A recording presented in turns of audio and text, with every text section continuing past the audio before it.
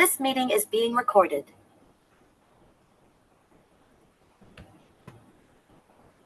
Hi guys, welcome back again. After 1 month of celebration of India's T20 World Cup triumph, we are back here with India's matches again. A breath month-long celebration and a breath seems to be long enough for us so as for Rohit Sharma and Virat Kohli, who finally returns to India's ODI setup in their tour to Sri Lanka. As we know, Sri Lanka got hammered by India mainly due to their own mistakes in the T20I series, and Gautam Gambhir as India's new coach after Rahul Dravid handed over him the reins has started out beautifully as a T20I coach with Surya Kumar Yadav as the new captain. But now with Rohit Sharma at the helm for the one day team, it was exciting to see how Gautam Gambhir and his team goes in the one day side as well. But as it turned out today, the first match was as like the third T20 was a super over. Today, the first match got tied on a score of 230. So, to discuss about this match and many more aspects about Team India and Team Sri Lanka, I have with me Varad Vaichal, head of the Worldwide Conglomerate, a usual suspect supporting Sri Lanka this time. I don't know why he supports teams which always loses, like he did or Australia in the T20 World Cup, and Deep Raval, who will almost in I know in his blues, so he will be supporting India. I can't say that because Sri Lanka also wears blue, so never mind. So before starting the discussion, let me speak about Gautam Gambhir. Varat sir, your take on Gambhir as coach, as we have seen a quite lot of him coaching in T20. I for Kolkata in the IPL circuit, but internationally 3 T20s. What do you make from Sri Lanka tour of Gautam Gambhir's coaching? Yes, first of all, I like to Sri Lanka is very rising team. Like complete youngsters are there, superstars like Kusal Janit Pereira, Dinesh Chandipal. They're quite experienced, but that's another point factor that they didn't play in the ODS series. Kusal Pereira not, Dinesh Chandipal played not, Ajil Matthews played. And coming back to Gautam Gambhir, like see, coaching a IPL team and a national team is completely two different aspects. IPL happens only once in a year. That too, maximum 3 months are there. March, April, May. That's it. And then 1 or 2 weeks of IPL auction planning. You do that. But here you have to be with the team for 9 to 10 months per year. And Gambhir in the first T20 International Series, he showed that he has the what to call the skills, the technicality to succeed. Because see, if you look at the first match, Sri Lanka was 140 for one, and from that there was a tragic collapse. Like never to say attitude, no doubt he's a very fighter about all that. Like even in the third T20 international match, I remember Anup sir, like he was like when the last 2 overs were about to over, he knew that India has lost the match. But when the Rinku Singh bowled that over, Surya Kumar Yadav, there was a smile on his face. Come on, these guys are fighting. See, win and loss we don't have in our hands, but we can fight. And he is such a player who wants everyone to give their best, and he can be a good successor, but it will be very tough because we are going to face very tough teams in the next 4 years. And three ICC tournaments are there: Champions Trophy, a World Test Championship final. If we go to final, then only, and T20 World Cup and ODI World Cup. So 4 to 5 ICC tournaments are there. Yeah, so before moving to the problem, I've just counter with a joke that so India won the 30-20 because there was a target of 30 ball 30, and from World Cup finals, no one gives India a target of 30 ball 30 because everyone knows now what India can do if the target is 30 ball 30 runs.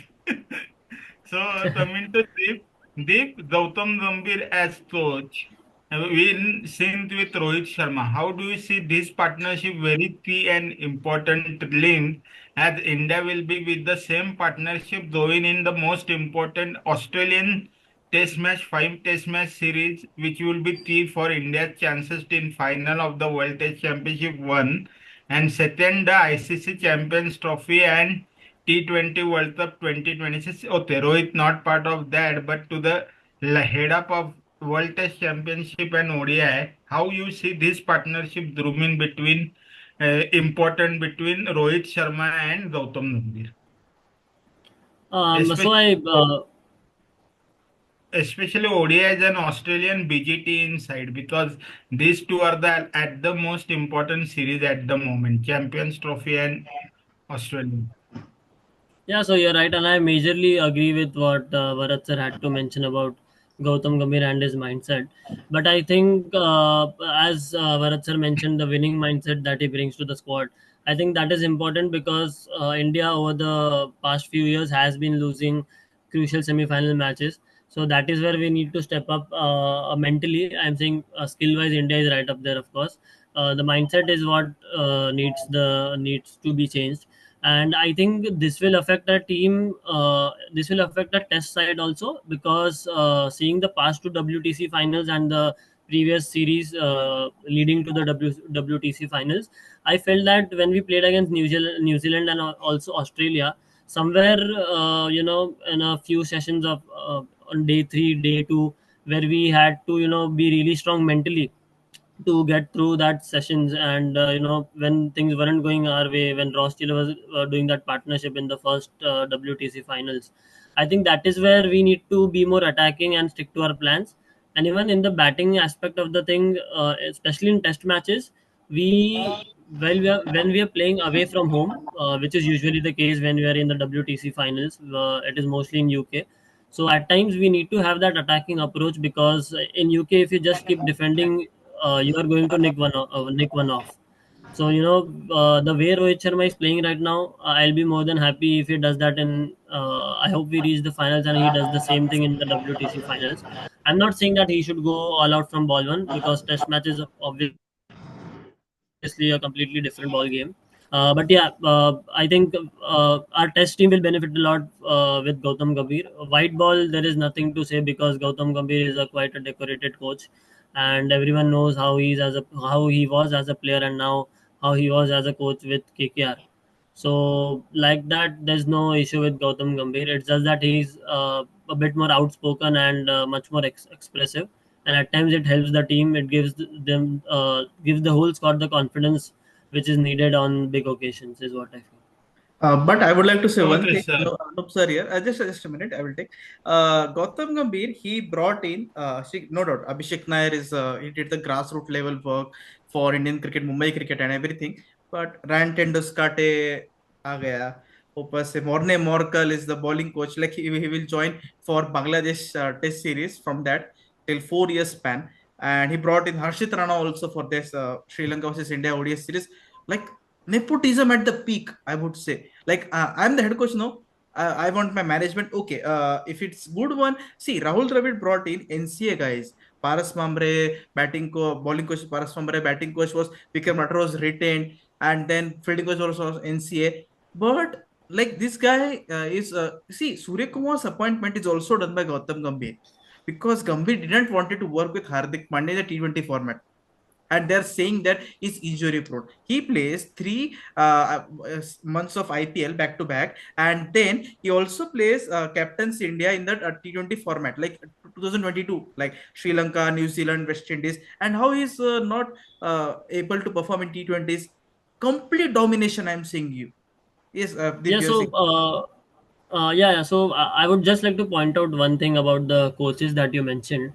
So when there is a head coach appointed, he usually looks to work with people with whom he is comfortable with.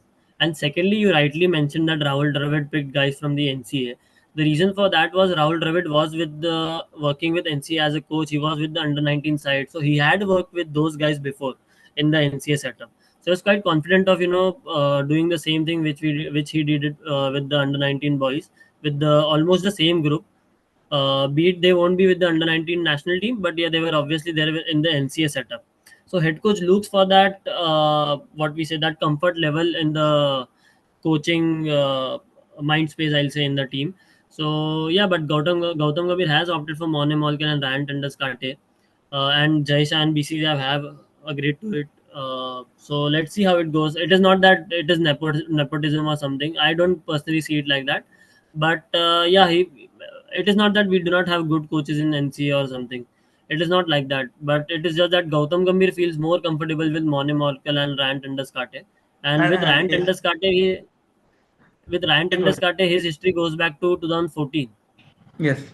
So No, yeah, so and I completely to cut the topic short. I completely go with Deep Rawal, sir. It's like if Dravid gets the team he wants and he's comfortable. If Lakshman Actually, gets Cyrus, just a minute, sir. let Anup, sir, just a no. minute. If Just a minute, just a just a minute, just minute, 30 seconds, let a 30 minute. seconds, 30 seconds. Let me talk. See, the question is not here. See, Rahul Dravid got from NCA. Like, see, Rand and Doskati, what experience he has, like how Indian cricket works. And most importantly, BCCI had made it completely clear that they're not at all looking for overseas coaches. Like in 2017, 18, 19, it was finally discussed. And then for one man, you are breaking the entire system and laws. Okay, we are changing the topic here. But I think we should stop here.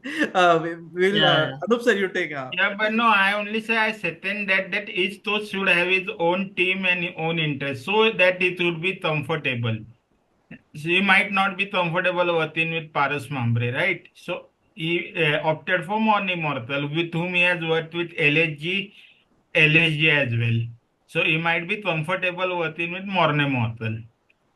Okay, that's not an issue. Now coming to the match, because we have to talk about more. Sri Lanka has got Sanath Jayasuriya as their interim coach. And after the third T20, Sanath Jayasuriya just bashed his team out in the press saying that you should take the criticism to the heart and you should play wisely. So in today's match, yes, the pitch assisted the spinners. Sri Lankan spinners were more deadly, like Attila Dhananjaya.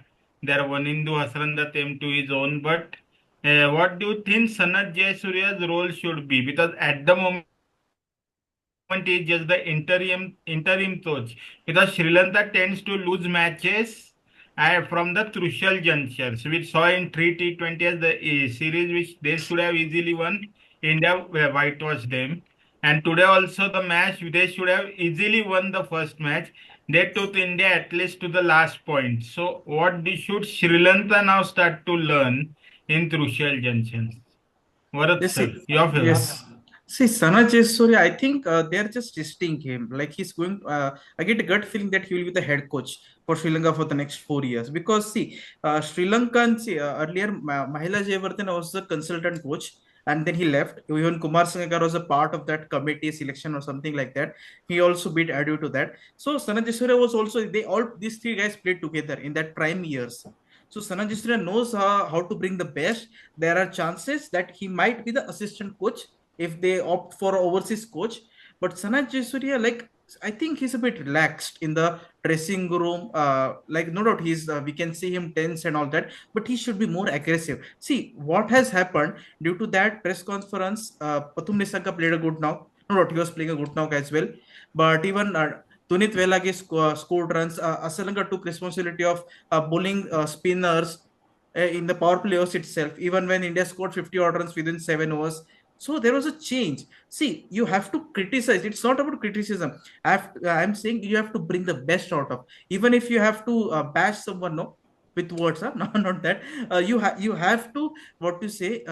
Bring the best, and Jasuria can do it. He is a veteran of more than 10,000 runs. Scoring is not a joke, and that too against the likes of Maka Antony, Sean Pollock, Glenn McGrath, Brett Lee, even Shane Bond. He was a legend of his time, and still he still can contribute. Yeah, true. Coming to Deep, my question is slightly different. Rishabh Pant came back from injury, a life-taking accident, and then he was the star of our T20 World Cup campaign. He played Hmm. T20 as two T20s in Sri Lanka. And finally, when first ODI comes, India preferred KL Rahul over Rishabh Pant. Now, seeing the future plans, because WTC Australian series is round the corner, five Test match series. And last year, what India followed in WTC final was they faltered to a swashbuckling batter called Travis Head, who always scores against India. But that final was mainly meant for his fast century, and the only player who plays fast in Test match is Rishabh Pant. But about ODI setups, is KL Rahul more preferred batter over Rishabh Pant for all the coaches? What's your take? Because today also he got out at the crucial juncture. Had he been stayed a little while, India would have won the match. Yeah, so with Rishabh Pant, what I think is, so like we won the World Cup, right? Rishabh Pant was coming one down over there. So I personally wasn't a fan of it because at the three number position we need a batsman who gives stability to the batting order, right? So that is done and dusted. But yeah, Rishabh Pant was not considered for these ODI. I think the mindset behind that is Rohit Sharma wants to continue until the Champions Trophy with the same set of batsmen which played in the 23 World Cup in India. And I think that is the right mindset to go. Rishabh Pant has his whole career ahead of him. If at all KL Rahul doesn't do well until the Champions Trophy, he'll obviously be preferred. And especially when batting at number 5, yes, Rishabh Pant will cherish that position. But yeah, right now we are looking like Rohit Sharma is looking at KL Rahul just because of the World Cup. He wants to carry that batting lineup going into the Champions Trophy as well. Barring Ravindra Jadeja, I am not sure why Ravindra Jadeja has been sidelined. Uh, but yeah, when it comes to KL Rahul, I think that is the mindset is what Rohit Sharma is carrying, and I think it is more of the captain's decision than coaches to go with KL Rahul. Okay, great. So now my question comes to Varat sir. So Sri Lankan teams are missing their key bowlers. Many of their bowlers are injured. Mahesh Tikshana, he looks a dangerous weapon, but sometimes he doesn't perform. So is Sri Lanka too heavily relied on spin department, at least in their own conditions, more than the fast bowlers? Because they do have a fast bowler battery, but it is not as effective as the Indian fast bowlers. It's actually I've witnessed in the last 3 to 4 years that Mahesh Tikshana bowls a lot of short balls. Like in an over, he bowls 2 to 3 short balls, and that too consistently. And you remember, I would like to say one point. Like when Washington Sundar was at the crease in the third T20 international match, he bowled a short ball. He was around the wicket. He smashed him for a boundary. I don't know. Remember, it was a 4 or 6. And the next ball, he bowled a full ball, and he was bowled. Why you are not bowling full length deliveries, use some variations, give some extra flight, extra air, deceive it. He already has 3 to 4 variations.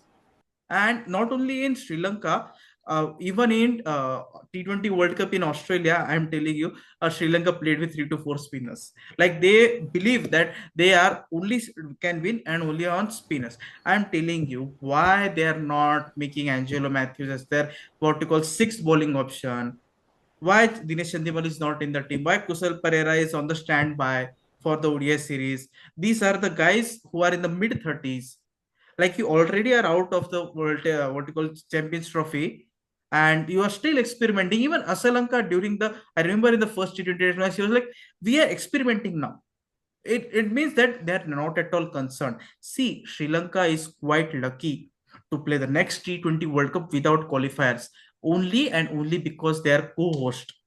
Else, India could have easily made co-host, like during the bidding process of that ICC tournaments. Bangladesh could have been there along with India, but they went with Sri Lanka due to severe conditions. So Sri Lanka, I think there is a lot of internal pressure. Internal politics is a lot of there. Like today also we witnessed, like their batters, like they were scoring at 3 runs per over. Okay, the conditions are different, but at least score 4.5. Then you can capitalize. See, if they could have scored another 30 or 40 runs, no, the match they could have easily won it. Scoreboard pressure hota tha, sir. There could have been scoreboard pressure. But you are scoring only 230, and that what you call their Shiraz and Rasita Fernando giving a 50-50 odd runs in the first 5 6 overs. I mean, wow. Yes, Deep, you got it. What you said is right, but I feel where they lost the match was that Rohit Sharma's inning up in the front. I personally felt on that wicket 230 was a competitive score, seeing the amount of spinners they have and the quality they have in their spin department, and knowing our batsmen struggle against spin in the recent past, who have been getting out consistently to spinners, be it wrist spinners or finger spinners. So I personally felt that 230 was a very competitive score, and which turned out to be. But if Rohit Sharma didn't play that knock which he played, we probably would be in huge trouble.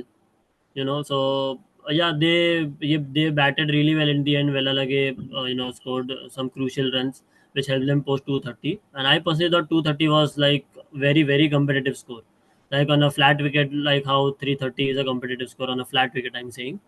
So like this on these kinds of wickets, 230 to 240 runs are very competitive and defendable. So yeah. Yeah, my question to Deep is about two batters India. One is Shubman Gill. He is looked as the future superstar, most probably Yeah. after Virat Kohli in ODI format and long-term Hmm. format. Not in T20, but in.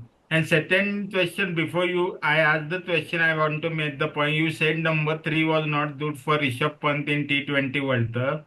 But then whom to give number three? Because Sanju Samson, everyone shout justice for Sanju Samson, but when given chance, he himself does not do justice to him.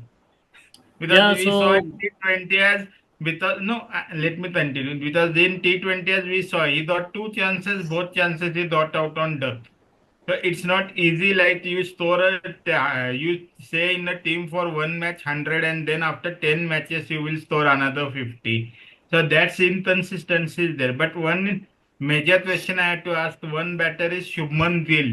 When he will start performing like a prolific batter because once out of Ahmedabad, I don't think Shubman Gill tries to perform in every because he is looked upon as the next big thing. And then second question is like Yashasvi Jaiswal performed so well in the T20I.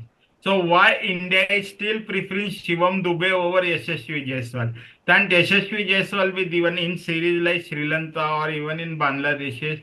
The chances to open in one day and make him a proper one day opening batsman. Because tomorrow after Rohit Sharma, anyways, Rohit Sharma has to depart anyways after 2 or 3 years. So India needs a strong backup after Rohit Sharma. So your take on Shivam Dube and Shubman Gill. Because Shivam Dube, I think India is giving way too many chances at the moment. yes, I'll quickly answer that Rishabh Pant thing first. I was against Virat Kohli opening. I wanted Yashasvi to open only for two reasons: lefty batsman at the top of the order, attacking lefty batsman against lefty Pakistani seamers against USA Saurabh Netravalkar. We all, like the general public, knows Saurabh after the World Cup, but Rohit Sharma and Mumbai players in the Indian team knew Saurabh from past as well. So I thought they would think about it, and knowing Yashasvi's game, he goes all out from ball one. He would have opened Virat at three, but that is done and dusted. Prodigy, he needs time in all three formats, especially in the T20I setup. He was in the reserves for the World Cup, but BCCI is looking to groom him for all three formats like Virat, and he is looked as a successor for Virat, like even the brand side of him and the cricket side of him. Yeah, but he needs time to adapt. Like playing three formats is not easy when the world knows that you are considered as a successor for Virat Kohli. We were very Oh, what we Shubman say. We Gill. were patient. Yeah, Shubman Gill. We were very patient with Virat Kohli in 2014. We need to be patient with Shubman Gill in T20Is in the coming years. I see Shubman Gill and Yashasvi Jaiswal open future after Rohit Sharma retires, and of course Ruturaj Gaikwad will keep on knocking the door. If at all there is dip in form in either of two, sure, Ruturaj Gaikwad will come in. And the third question you asked was for Shivam Dube and sorry, Yashasvi Jaiswal, right? Shivam Dube. So we need to understand that if we want to bring in Yashasvi Jaiswal instead of Shivam Dube, there has to be a change in the team combination because Yashasvi Jaiswal is a top order batsman and Shivam Dube is a batting all rounder. Okay, so for Shivam Dube to go out and Yashasvi Jaiswal to come in, we will have to let go a all rounder and bring a proper batsman in, that too in the top order. And I don't see that happening while Rohit Sharma is in the team. And why Shivam Dube is been given so many chances is because Rohit Sharma believes in him, as both are from Mumbai, and every player needs that backing. Ashwin had got that from MS Dhoni. Ravindra Jadeja had got that from MS Dhoni. Hardik Pandya had got that from Rohit Sharma in Mumbai Indians. Jasprit Bumrah had got that. So every player, when they are coming into the team, and will have to given many chances for them to show their colors. And Shivam Dube is lucky that Rohit Sharma is the captain. If at all Virat would have still been the captain, I'm not sure that Shivam Dube would have gotten so many chances. Oh, well enough. Varad, sir? My question to you, you spoke about Angelo Matthews. But Angelo Matthews, I guess he has passed his prime, and secondly, he is now near to the retirement. That's why, and he too himself balls, he really balls occasionally, and that's the reason he doesn't opt, is seen balling so much in the match. I guess Angelo Matthews, because he is the oldest player for Sri Lanka at the moment. He is 37, 38 years old. So in Sri Lanka, depending on their oldest player at the moment seems big, because like India, Sri Lanka too needs to build up a new team, right? Yes, see, I'm not telling like to everyone that he should play the 2027 ODI World Cup. See, under the guidance of Angelo Matthews, when he's batting with someone, suppose they form a 78 run partnership, then experience builds you. Like, see, there is Janit Lianage is there is Dunit Velage is there. See, MS Dhoni, when he was at the back end of his career, then the likes of KL Rahul used to bat with him, Rishabh Pant used to you there. So you gain a lot of experience. What you call that? The match conditions, the match environment, it brings the best out of you. You remember that this guy, even you remember, Josh Butler used to say that I learned the art of finishing the matches from MS Dhoni. Like Ben Stokes also gives credit to MS Dhoni. No, it's a IPL one, but you learn from experienced creators. See, Angelo Matthews is playing from 2009-10, if I'm not wrong. It's 15 years. It's a huge experience. And coming back to the match, I strongly feel that Asalanka should not be the captain. No doubt. He took the 2 to 3 wickets and scored 14 odd runs and all that. But actually, see, he's not able to play his natural game. Always defensive, always defensive. Too much burden on his shoulders. It's not doing any good. Like they already have, so they can make. Kusal Mendes was already there. He could have continued the job. Asalanka in T20s, that also I'm not in the favor of. But if you want a change, then make Asalanka there. But Asalanka, he needs to play not a freelancer type, like scores 50, 60 runs in 30 balls. Play a national game. Yeah, final question to Deep. I have a question. Like Indian bowlers, Arshdeep Singh bowled well. Kuldeep Yadav, the spinner, he is throwing two runs over the few years. Akshar Patel is throwing as an all-rounder. But what's happening to Mohammad Siraj? Because Siraj, yeah, he though played only the US leg of the World Cup and then directly coming to Sri Lanka. Of course, Sri Lanka is his favorite team. He has taken wickets for fun versus Sri Lanka. But in the past Hmm. T20 and One Day series as well, first match, Siraj has looked little bit off color, and seeing that as a ball successor, second ball to Jasprit Bumrah, Siraj being out of form is not a good sign for Team India, as Arshdeep is still to play a test match, though he bowls a good ball in the white ball cricket. So, what's happened to Mohammad Siraj at the moment?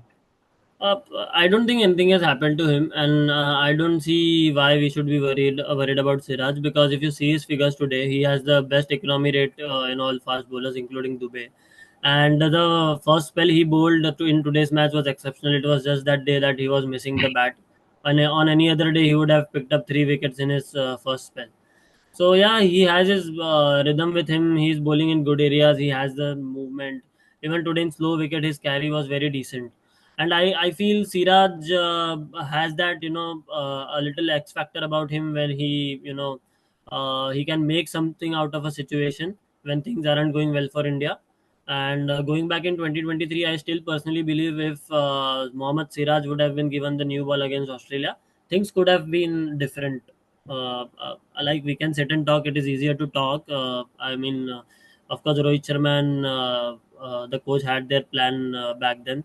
But yeah, I feel that because Siraj has that X factor in him, he can make something out of a situation when things aren't going well. He can just pop in and take a few wickets. And today he bowled really good. Today it was just that he only picked up 1 wicket and gave away 36 runs. And 8 overs, 36 runs is very decent in today's white ball game.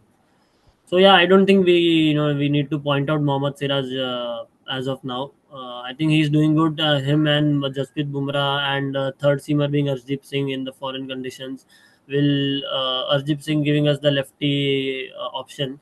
Is pretty good because Arshdeep Singh is kind of a bowler who can swing it in, and also hold the line, leaving the batsman. So in conditions like England, he would be very deadly if he can maintain his pace and line and length. So yeah, I'm waiting for him to make his debut at the Test level and see how Yeah, he goes. last session before Varad makes the closure. Varad sir, now the first T20, we say that when matches are won, we take lessons from them. When matches are lost, we take lessons from them. But what lessons should India and Sri Lanka take from a tied match? So answer this question and give the closure. Yes, first of all, I would like to say that India, wake up call. We are not going to play many ODI matches. Like, see, in January, February, three ODI matches. That's it. That will be the final frontier for us before the ICC ODI Champions Trophy. And with Sri Lanka, it's a bonus. Like, they lost the match literally when Akshar Patel, KL Rahul, where they both were scoring runs. Even Shivam Dube was smashing sixes, boundaries, and all that. But this tied match is not bigger. Is not less than a victory for them. They will get the self confidence, and Jayasuriya will be saying, "Come on, Kusal Mendes, stay at the crease a bit more, convert your start." The same applies for Asalanka. And I would like to one more player. Why Dhananjay De Silva is not into the team? He also could bowl. He also can easily bowl 5 to 6 overs better than Asalanka. He's much what you call a good spinner as compared to Asalanka. So according to me, it's what you call, it's a win-win situation for the second ODI, which is tomorrow, like on the 4th of October, 4th of August. And if you Day ask, after. I can expect India to bounce back very strongly. Yeah? Like you remember that Asia Cup 2023 final, which happened again when that 56 सब all out हो गए थे, 56 पर all out हो गए थे. So Even the World Cup match, Sri Lanka was yeah, all out cheaply. yeah, World Cup as well as Asia Cup, but expect a cracker of thriller. Expect 40 also spin from Sri Lanka as usual. So that's it from us. I guess there's some network issue from Deep, so he'll be back. Thank you, Anup sir. Thank you, everyone. We'll be back with the second ODI post match as well as the third one. Thank you, sir. Thank you.